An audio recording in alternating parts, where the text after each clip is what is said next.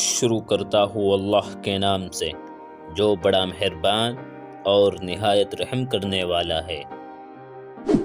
اگر آپ کا ضمیر صاف ہے تو اس بات سے کوئی فرق نہیں پڑتا کہ کوئی آپ کو اچھا کہے یا برا۔ آپ اپنی نیت پر جانچے جائیں گے، دوسروں کی سوچ پر نہیں۔ وہ پتھر سے مانگتے ہیں اپنی مرادیں، ہم تو ان کے امتی ہیں جن کو دیکھ کر پتھر بھی کلمہ پڑھتے ہیں۔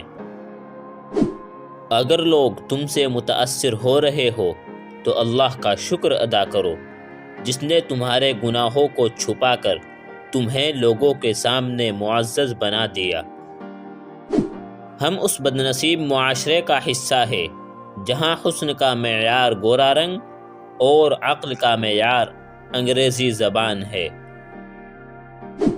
میں تو خاک تھا، کچھ پتہ ہی نہیں تھا میرا رب کتنا کریم ہے، مجھے محمد صلی اللہ علیہ وسلم کا امتی کر دیا۔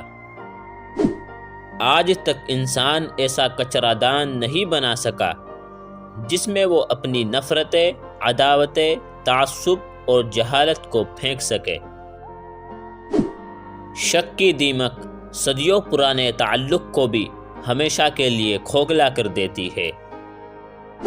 کچھ لوگوں کی عادت ہوتی ہے، وہ ہمیشہ اپنی ایک ٹانگ اٹھائے پھرتے ہیں، جہاں کسی کی دکھتی رگ دیکھتے ہیں وہیں ٹانگ رکھ دیتے ہیں۔ جب انسان کو کسی سے رشتہ توڑنا ہوتا ہے تو سب سے پہلے وہ اپنی زبان سے مٹھاس ختم کر دیتا ہے۔ رشتے توڑنے کا مشورہ تو کوئی بھی دے سکتا ہے، مگر رشتے جوڑنے اور نبھانے کی ترغیب کوئی باشعور شخص ہی دے سکتا ہے۔